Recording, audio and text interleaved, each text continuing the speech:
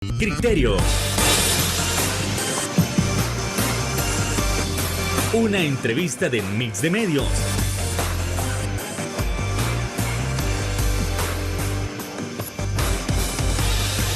Que aborda frontalmente los problemas de El Salvador con los verdaderos protagonistas y plantea soluciones.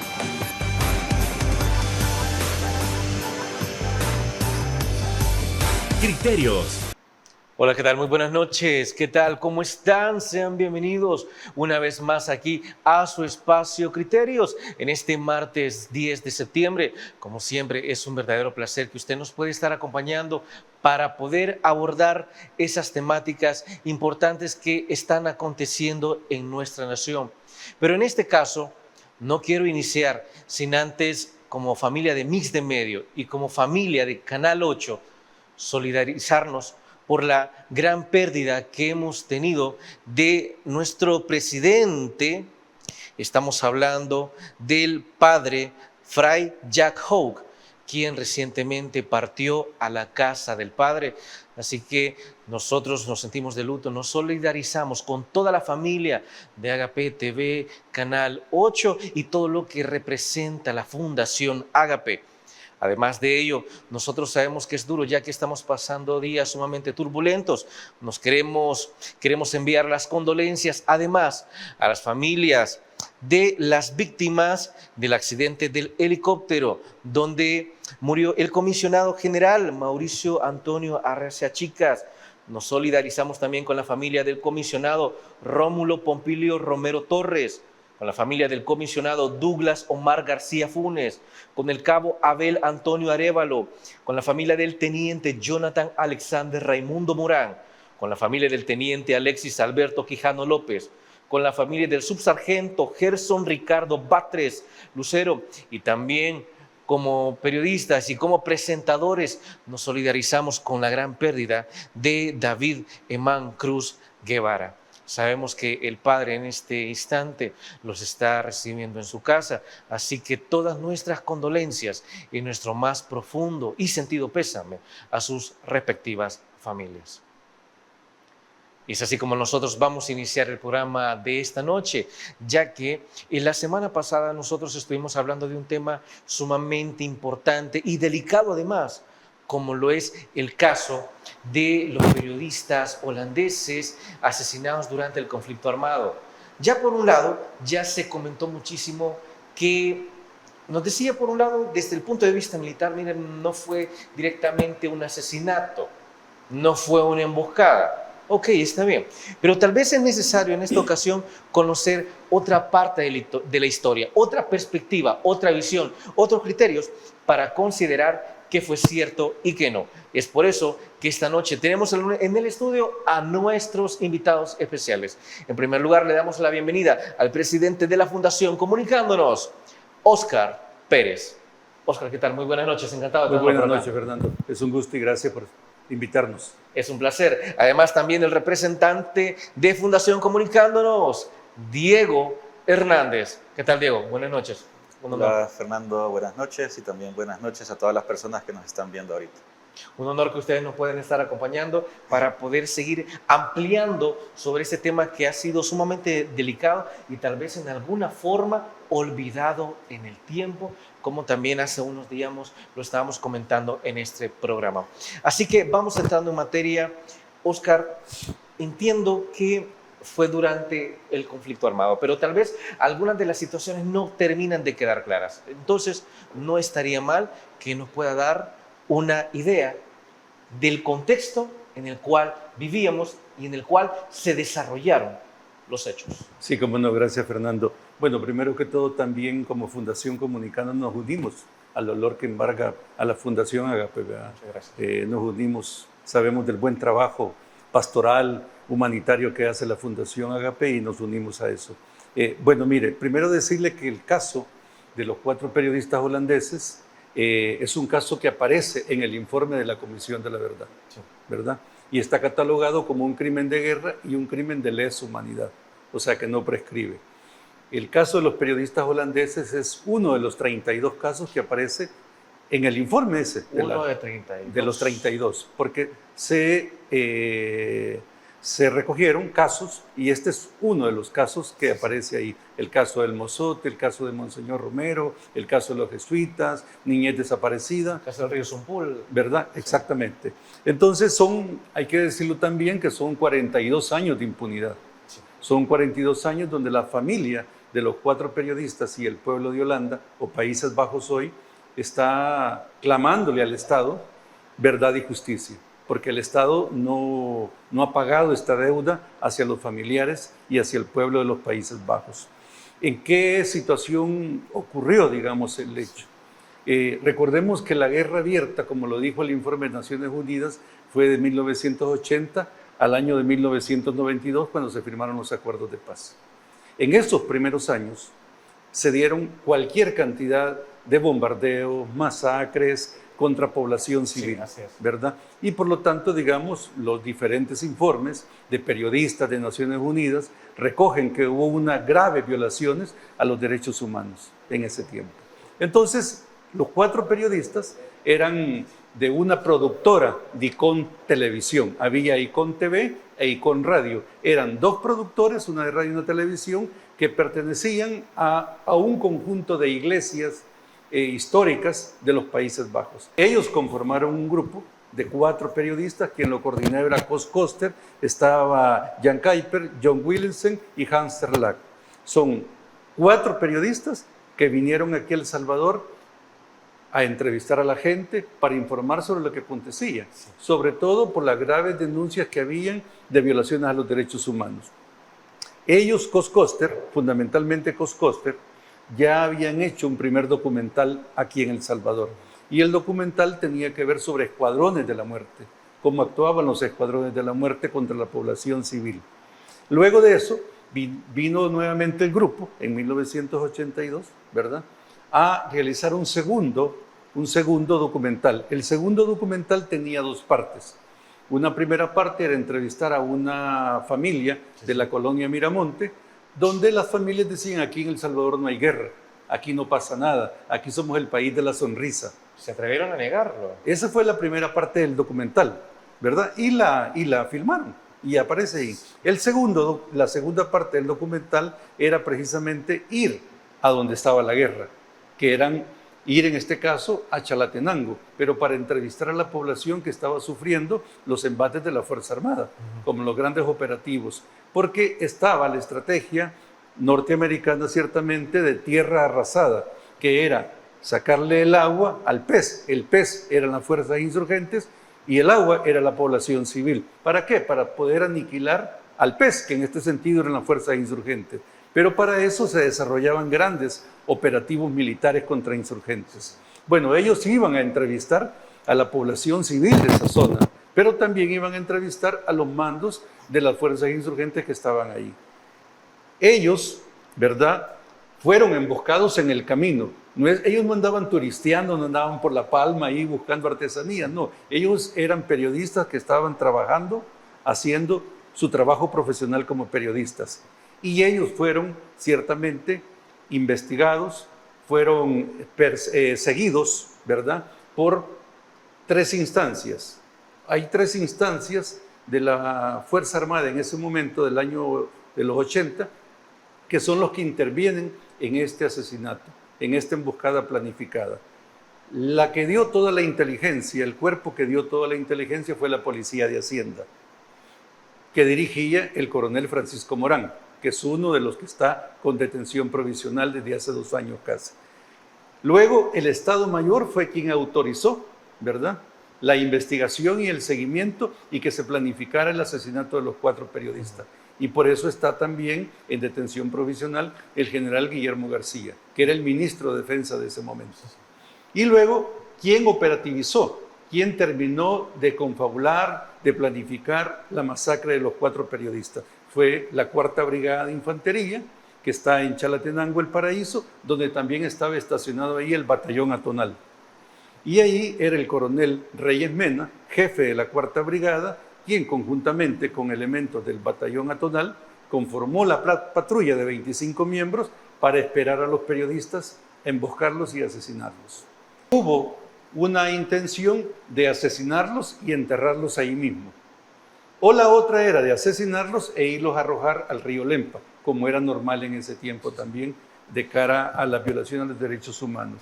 Recordemos que en ese momento en El Salvador habían cerca de 700 periodistas cubriendo la guerra y cubriendo unas elecciones para la constituyente de 1983. Entonces,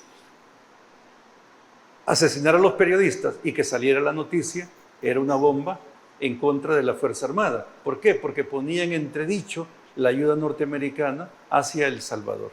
En ese contexto se da un contexto de guerra, un contexto de graves violaciones a los derechos humanos y donde fue planificada conscientemente esta emboscada. Ese es el contexto. Ahora bien, algo que hay que contrastar es que en la última ocasión se había mencionado que los periodistas jamás informaron al Estado que iban a ingresar a una zona custodiada por la guerrilla, que por tanto también ellos tuvieron cierta responsabilidad en que el Estado no les protegiera. ¿Cuál es la visión o el criterio al respecto? Bueno, eso tras la pausa.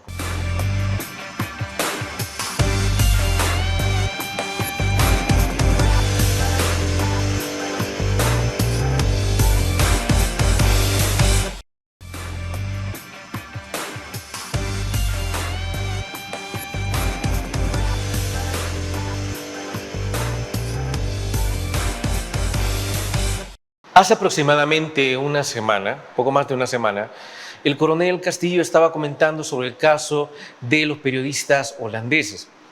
Pero algo importante que mencionaba es que el Estado no les dio protección porque una de las situaciones es que ellos se mantuvieran neutrales y que ellos simplemente, pues, si ya tenían comunicación con la guerrilla, entonces el Estado de qué manera los iba a proteger también. No informaron tampoco.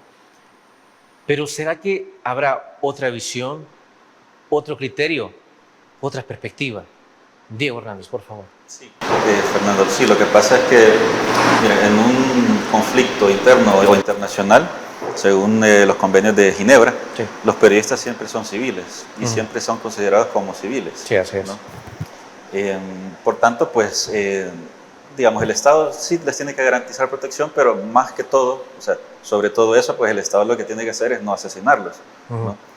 El Estado sabía que los periodistas estaban en El Salvador, ya los habían entrevistado, fueron llevados a la policía de Hacienda para que el mismo coronel Francisco Antonio Morán los interrogara, les preguntara qué es lo que estaban haciendo aquí en El Salvador, por qué el nombre de Cos Coster aparecía en un papelito que se le había caído del bolsillo a un integrante de las fuerzas insurgentes, por ejemplo.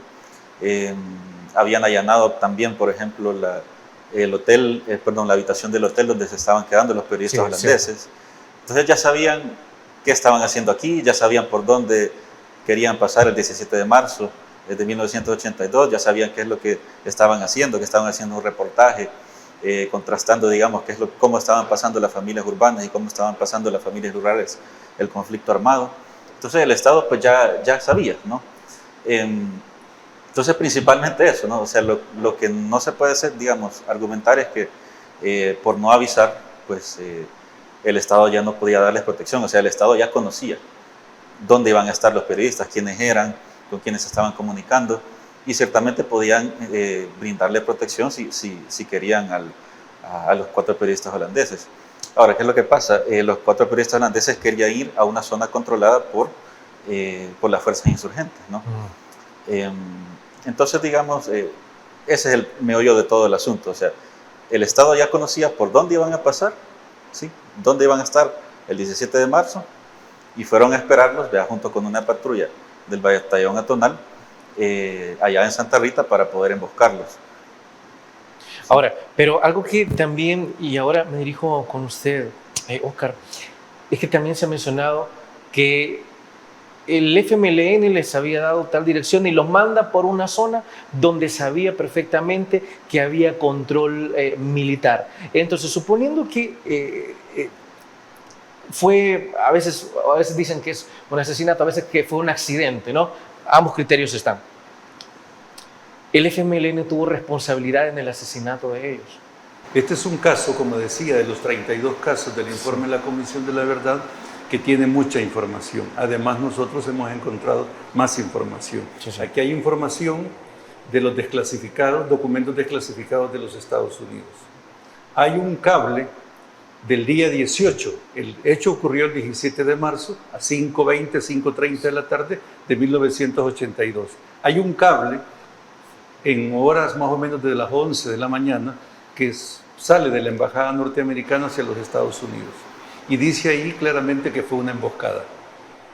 Después hay todo un conjunto de información donde se demuestra que fue un hecho planificado. O sea que entonces en ese sentido no fue que por casualidad iban pasando y los emboscaron, porque hay diferentes versiones, ¿verdad? Sí. Diferentes versiones. Es un hecho planificado y está comprobado que fue planificado. Inclusive el informe de la Comisión de la Verdad señala que el día anterior, o sea, el día 16 en la tarde, en el cuartel del Paraíso de Chalatenango, ahí hicieron el último proceso de planificación. ¿Y quiénes participaron ahí? Representantes de la Policía de Hacienda, que los que hicieron toda la investigación, miembros del Estado Mayor y miembros de la 4ª Brigada de Infantería con el Batallón Atonal. Inclusive en el libro nuestro, La Emboscada, allí hay un mapa, ¿verdad?, donde se ilustra precisamente cómo fue planificada la emboscada. O sea que en este sentido sí hay claridad y los documentos lo señalan, ¿verdad? Hay testigos también, asesores navales norteamericanos que vinieron a testificar, donde dicen que esto fue un hecho planificado. Entonces, por lo tanto, no fue una casualidad, ¿verdad? Y echarle la culpa a otro me parece que eso es irse por la tangente. Hay gente que quiere hablar del caso o habla del caso, pero me parece que deberían de leer bien, informarse bien, porque a veces si uno no lee bien o no se informa bien, puede confundir la gimnasia con la magnesia, y eso a veces pasa. Ahora, también se habla que sí tuvo parte que ver que el FMLN, como dice, hay diferentes versiones. Pero ahora bien, ¿cuál era el interés en querer asesinar a los periodistas? Sí, Oscar también mencionaba algo sobre esto. Cos Coster ya había estado en El Salvador varias veces antes de 1982. Sí, lo habían comentado. Sí, ya había hecho también un reportaje de los escuadrones de la muerte, sobre cómo operaban, quiénes eran, cómo funcionaban, y eso pues no le gustó para nada pues al Estado salvadoreño. Luego se enteraron, ¿verdad?, de que venía no solo Cos Coster, sino que venía también todo el equipo de ICOM y el equipo de los 4 periodistas holandeses a querer hacer otro documental, ¿verdad?, sobre el contraste entre una familia urbana y una familia rural. Así es. ¿Sí? Que también podía dejar mal parado pues, no solo a la Fuerza Armada, sino que también a todo el Estado salvadoreño, ¿no? Porque lo que principalmente pues, no quería el Estado era que se divulgara qué es lo que estaba ocurriendo realmente en El Salvador. Ya lo decía Oscar también, se estaba en un contexto de elecciones aquí en El Salvador. Allá en Estados Unidos, pues la ayuda monetaria seguía llegando a El Salvador, pero se ponía en entredicho esa ayuda porque se estaban cometiendo varias violaciones a derechos humanos. Entonces el Estado no quería dejar de recibir ese dinero. Entonces, principalmente, pues eso es lo que quería la Fuerza Armada, eso es lo que quería el Estado salvadoreño con los 4 periodistas holandeses. Por eso es que los querían silenciar. Porque ¿cuál es el rol pues, de un periodista? Es fiscalizar el poder, revelar la verdad, contrastar entre fuentes. Por ejemplo, no es que los 4 periodistas holandeses solamente entrevistaran, por ejemplo, a fuentes allá en zonas controladas por la guerrilla. Hay videos, por ejemplo, en donde sale entrevistando al mismo José Guillermo García, Cos Coster, sale entrevistando también, por ejemplo, al presidente Duarte. Entonces, digamos, lo que hace un periodista es buscar fuentes de información, contrastar la información, y lastimosamente, pues, vemos en la historia, pues, que al poder nunca le ha gustado que se sepa la verdad de las cosas. Actualmente tampoco le gusta al poder que se sepa la verdad de las cosas. Entonces, por eso es que lo intentaron, sino que por eso es que silenciaron a los 4 periodistas holandeses, porque estaban, digamos, diciéndole a la comunidad internacional, esto es lo que está pasando en El Salvador, hay escuadrones de la muerte, hay áreas controladas en El Salvador que no son controladas por el Estado salvadoreño, sino que controladas por las fuerzas insurgentes. y eso tampoco le gustaba para nada pues, a la Fuerza Armada, porque significaba que estaban o perdiendo la guerra o las fuerzas insurgentes les estaban dando un gran golpe. Desde luego. Bueno, y es así como nosotros nos vamos a ir a la siguiente pausa comercial. No nos cambie. Regresamos en breve para seguir analizando este caso tan lamentable sobre los periodistas holandeses en el conflicto armado. Regresamos.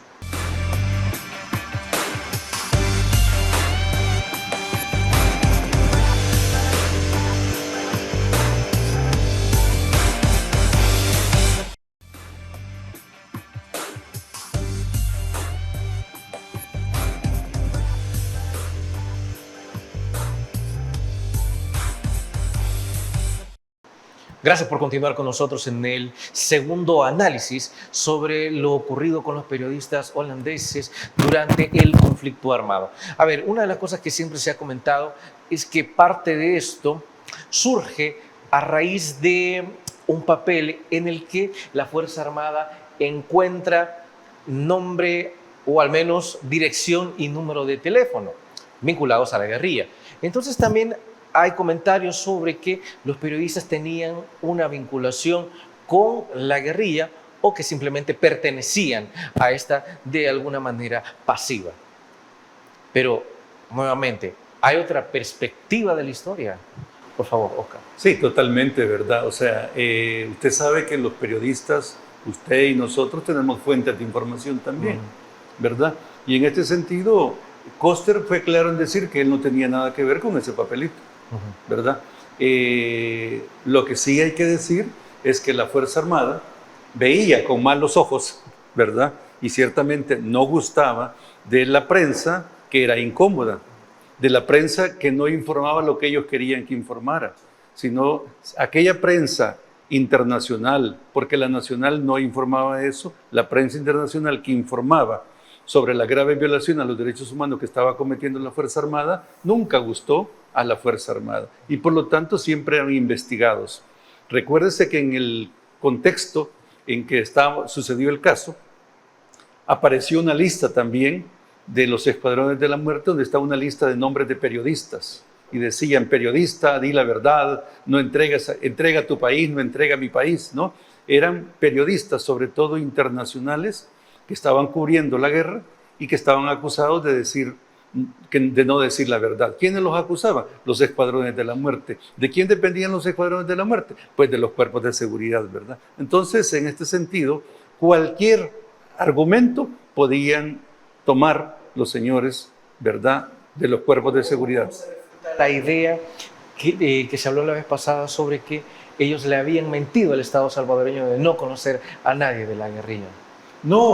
O sea, ellos nunca negaron que tenían fuentes, ¿verdad? Porque precisamente en los diferentes materiales que tienen, entrevistan, como ya lo dijo Diego, a buena cantidad de fuentes. Una fuente importante de estos periodistas era Monseñor Romero. Por ejemplo, Monseñor Romero era muy amigo de Koster y Koster de Monseñor Romero. ¿Por qué? Porque Monseñor Romero siempre fue una fuente muy importante que informaba sobre lo que estaba aconteciendo al pueblo salvadoreño. Entonces, me parece que a veces agarrar esquinitas para poder construir, digamos, un discurso que justifique un asesinato o una masacre, me parece que no tiene sentido, ¿verdad? Lo que sí es claro es que hubo deliberación y hubo una debida planificación desde esas tres instancias de la Fuerza Armada para asesinar a los 4 periodistas y acallarlos, porque ellos no querían que esa verdad que estaban sacando los periodistas saliera fuera del país. Claro, algo sumamente delicado. A ver. Solo quiero agregar, Fernando, adelante. Sí hay que poner pues en tela de juicio la credibilidad de la Fuerza Armada y las versiones oficiales de lo que ellos mencionaron que pasó, digamos, en casi que todo el conflicto armado. Vea, 1981, caso del Mozote, la peor masacre en América Latina en tiempos modernos. El Estado lo negó hasta donde pudo. Masacre del Zompul, alrededor de 300 personas asesinadas. El Estado lo negó hasta donde pudo. La masacre del Calabozo, alrededor también de 300 personas civiles asesinadas. El Estado lo negó hasta donde pudo, nuevamente. El asesinato de la masacre en la UCA. El Estado al principio quiso inculpar a las fuerzas insurgentes de que habían cometido esa masacre.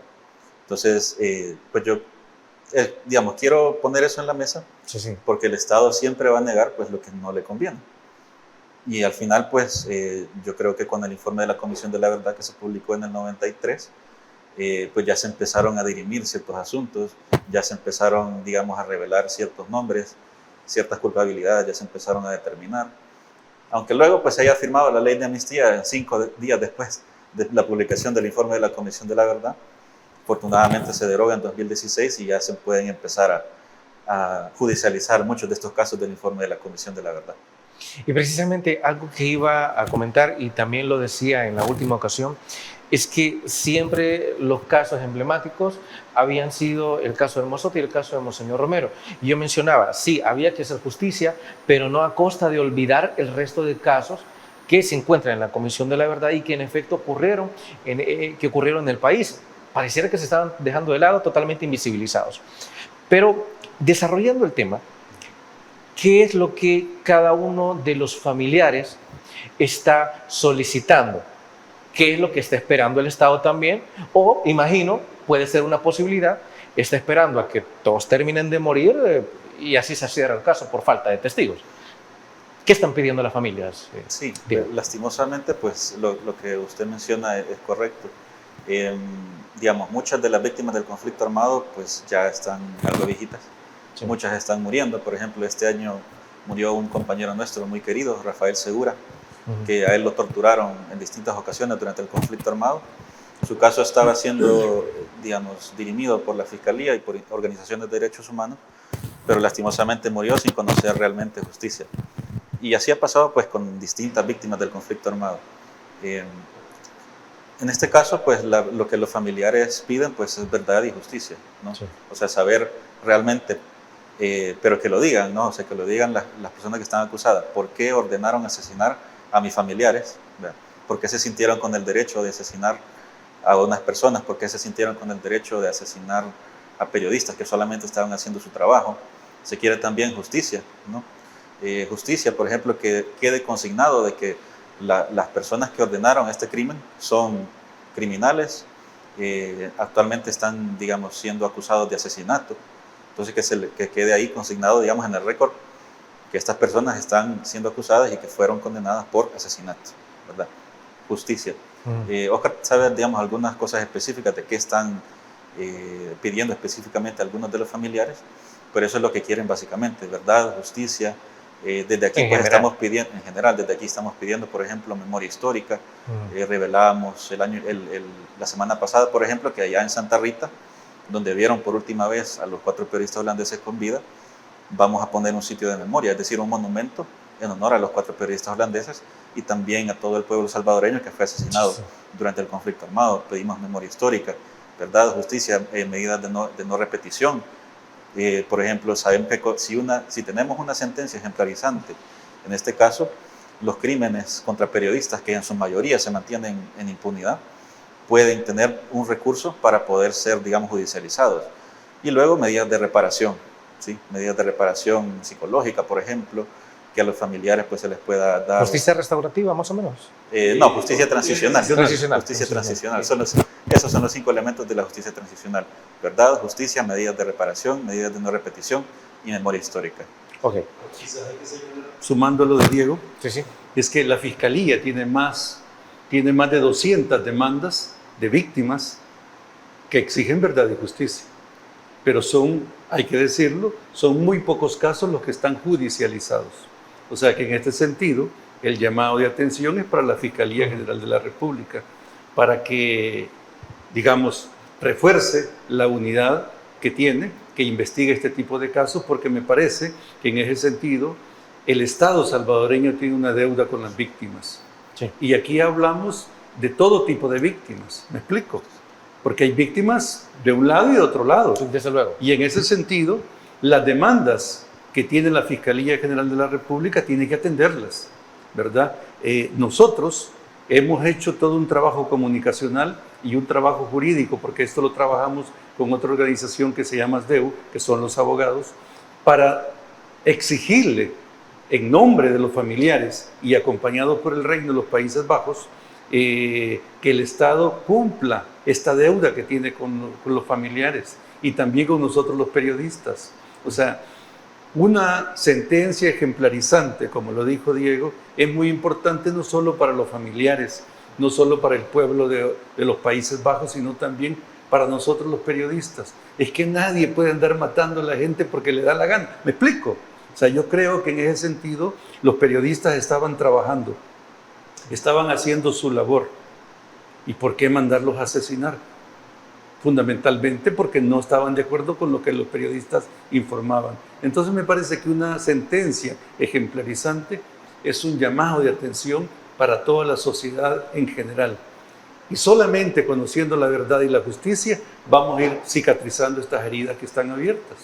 Son 42 años de impunidad. O sea, el país no puede seguir tejiendo ese manto de impunidad, porque si no vamos a repetir lo de ayer, lo vamos a repetir hoy. Ese es el problema de fondo también. Así tal cual. Y es que así con esto nos vamos a ir a la siguiente pausa. No nos cambie, retornamos en breve.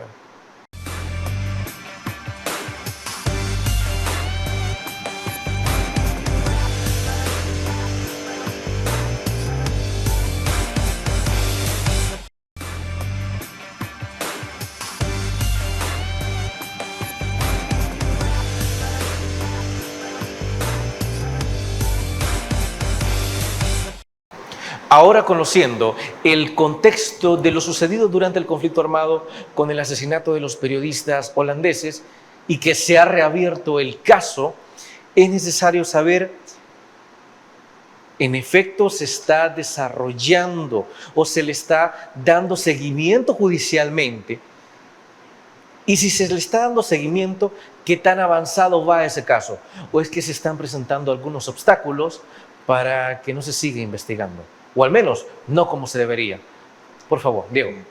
Vean, desde el 2016 se deroga la ley de amnistía y se pueden empezar a investigar estos crímenes estos graves crímenes contra la humanidad. Sí. En 2018, ASDEU, junto con la Fundación Comunicándonos y nosotros en representación de los familiares y también apoyados por la Embajada de los Países Bajos en Costa Rica para Centroamérica, pero colocamos la demanda para que este caso pueda avanzar ante la justicia.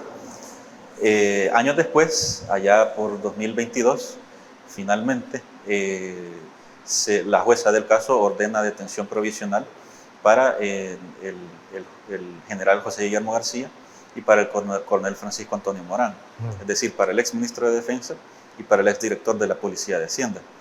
Ellos desde el 2022 pues están custodiados por la policía permanentemente, están en el Hospital Bautista. ¿Sí? ¿Cuántos años tendrían ya ellos? Ya llegan a los 90 años. Sí, ya tienes una edad muy avanzada. ¿Y será que la justicia logra avanzar hasta antes de que ellos fallezcan? Confiamos y esperamos que sí. Eso es lo que esperamos, ¿no? Porque este año, pues, la gran noticia fue que la jueza ya dictaminó de que se puede pasar a la etapa de juicio, ¿sí? Lo que faltaba, pues, era que, por ejemplo, que la defensa de los militares puedan apelar esa decisión. Eso es lo esperado, ¿verdad? Ya lo hicieron, ya apelaron la decisión. Entonces, ahorita, pues, está siguiendo todo el trámite de que la jueza tiene que ver, digamos, qué es lo que decía la apelación. Luego se pasa a la Cámara, ¿verdad? A otra instancia judicial.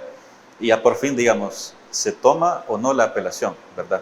En nuestro caso, pues obviamente pues queremos que el caso siga avanzando hacia la etapa de juicio, ya para poder, digamos, empezar y que las personas que están acusadas, ¿verdad? Que son militares, puedan finalmente sentarse en el banquillo de los acusados para poder, digamos, empezar pues con este proceso de justicia transicional, de empezar por la verdad, justicia, qué fue lo que hizo, mire por qué hizo esto, cuál fue su orden. Claro.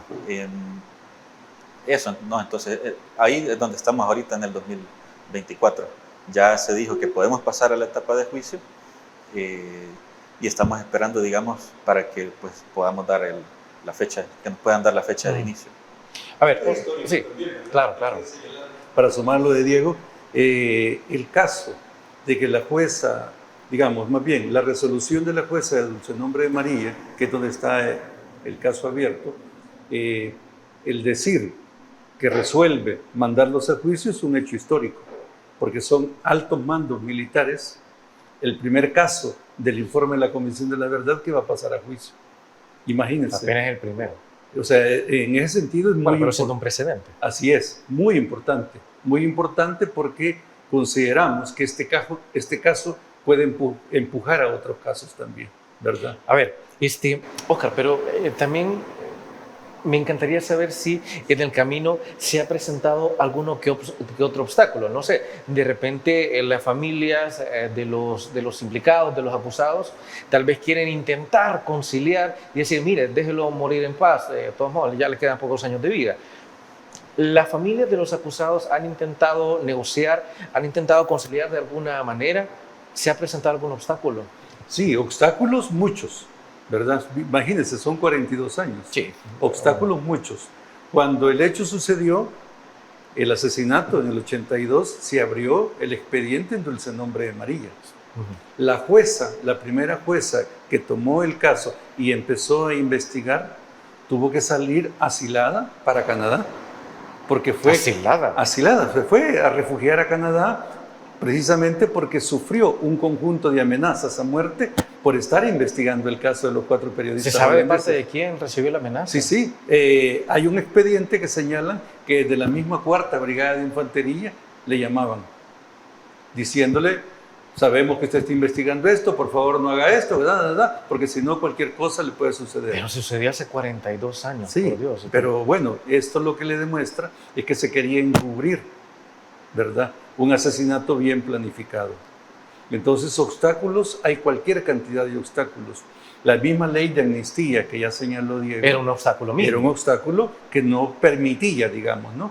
Y aunque, como es un crimen de lesa humanidad, los jueces o las juezas bien perfectamente pudieron abrir los casos, pero el miedo es bastante grande también. ¿Todavía? Y sí, todavía, ¿verdad? En este sentido, sí hay que reconocer la actitud valiente, digamos, la decisión valiente de la señora jueza que tiene el caso en sus manos, que es la de dulce nombre de María, ¿verdad? Y que ahora ha dicho, se resuelve, hay suficiente prueba para que pase a juicio.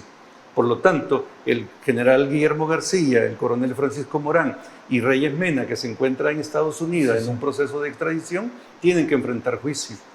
Entonces, obstáculos, cientos.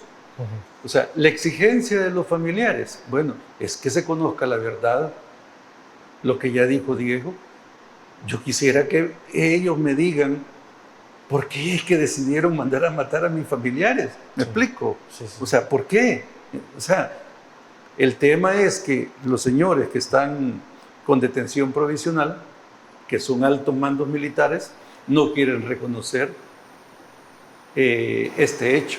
O sea, no lo quieren reconocer, por lo tanto no quieren contribuir a la verdad, ¿verdad? Pero hay suficientes pruebas que los incriminan a ellos. A ver, Perdón, Fernando, sí, estos claro, eran claro. los papeles que estaba Veamos. buscando. Estos son los dos, para que puedan ubicarlos, ¿no? Sí. Con las caras. Estos son los 2 militares que actualmente están en el Hospital Bautista, que en detención provisional, bajo custodia policial el 24/7. El exministro de Defensa, Sí, ministro de Defensa. y Francisco Antonio Morán, Director de la Policía director de de la Hacienda. Policía de Hacienda. Y solo para mencionarlo, el otro acusado, ¿no? El coronel Mario Adalberto Antonio Mario Alberto Reyes Mena, De la 4ª Brigada. De la 4ª Del- Brigada. Jefe de la donde 4ª Brigada. Ustedes decían que Del se amenazó Paraíso. a la jueza. Sí, sí, sí, exactamente. Ujú. él está viviendo en Estados Unidos, pero ya con la detención provisional que dictó la jueza en 2022, solicitó la extradición de Reyes Mena y actualmente se está bajo esos procesos. También el coronel tiene una orden, tiene una notificación roja de la Interpol para su captura inmediata. Ok, sumamente interesante, y ahí podemos ver las fotos de los implicados, ¿no? O al menos de... Ahorita están acusados. O al menos, bueno, de los acusados, o al menos de los que siguen vivos, porque entiendo que hay otros acusados que, pues, ni modo, no se les pudo hacer justicia. Ahora, ya para cerrar este bloque, Oscar, entiendo que cada una de las familias de las víctimas está pidiendo algo diferente, tal cual como tú me lo decías, Diego. Entonces, en general se sabe que están pidiendo justicia, están pidiendo verdad como tal, justicia transicional, como lo han mencionado. Pero en específico, ¿hay algo que están pidiendo cada una de las familias? No, fundamentalmente la exigencia de las familias, ¿verdad? sobre todo dos familias demandantes, de la familia Kuiper y de la familia Terlac. Ellos están pidiendo, ¿verdad? Sí. Ahí podemos ver en cámara. Este periodista tenía 25 años, imagínense, 25 años. Sumamente y era joven. su primera misión periodística en El Salvador. Y fue asesinado. Y es Jan Kuiper, sí. el hermano de él, es el que ha, desde históricamente, hecho la demanda de verdad y justicia. O sea, ¿qué es lo que quieren los familiares? Que se conozca toda la verdad y que se haga justicia. Y que por lo tanto nosotros, igual que ellos, lo que buscamos es una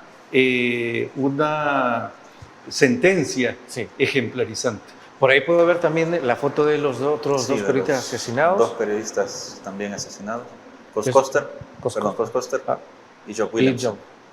Ahí están las fotos de los 4 periodistas asesinados y también que ya se está desarrollando este tema y que hay que también concluir o saber cuál es el siguiente paso a seguir para que este juicio se siga desarrollando. Pero eso tras la pausa comercial.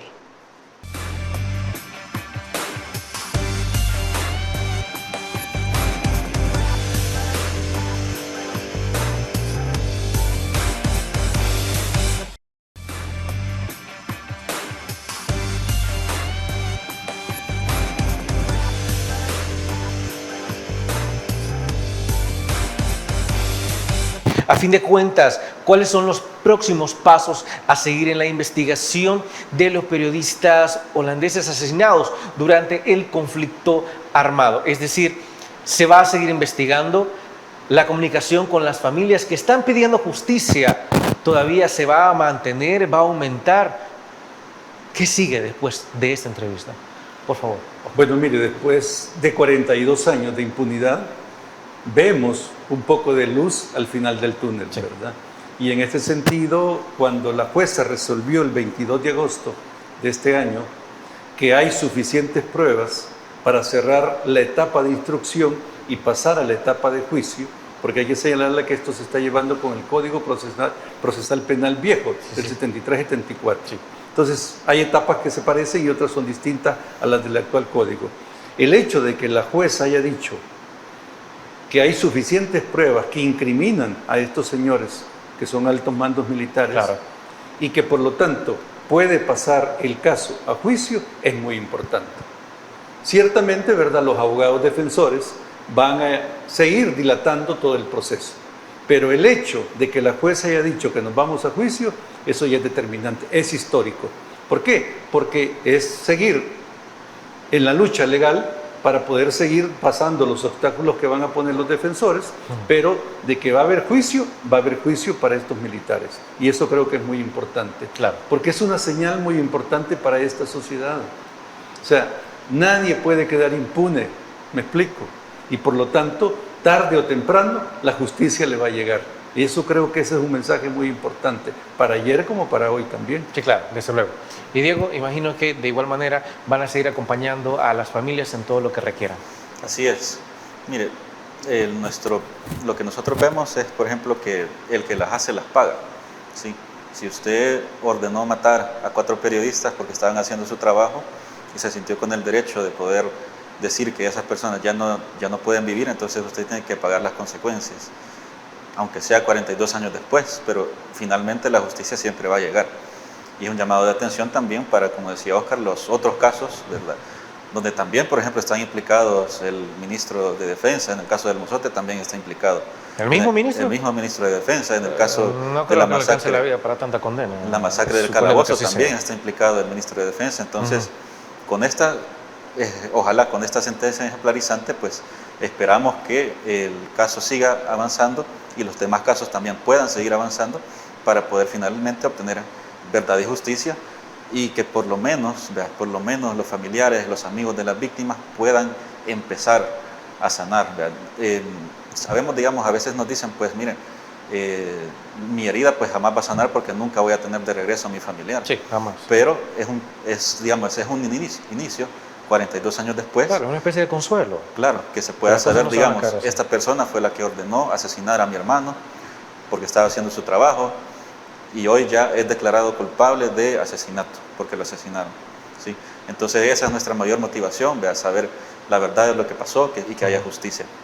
Y sabemos que este caso se va a seguir desarrollando y trataremos de estar muy al pendiente de lo que vaya sucediendo. Hemos llegado al final del programa y no nos vamos sin antes agradecerles a nuestros invitados. Óscar Pérez, ha sido un placer haberlo escuchado. No, el gusto es mío y gracias por la invitación, ¿verdad? Y así es que a sus órdenes. Esta es su casa. Diego Hernández, encantado. Muchas gracias por la invitación. Esperamos estar de regreso cuando ya el caso se desarrolle para ir contando qué es lo que está pasando.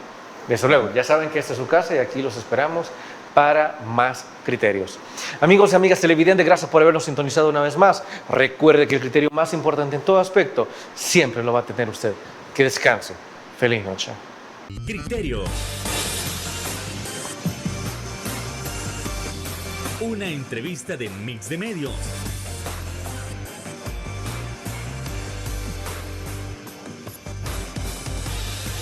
Que aborda frontalmente los problemas de El Salvador con los verdaderos protagonistas y plantea soluciones.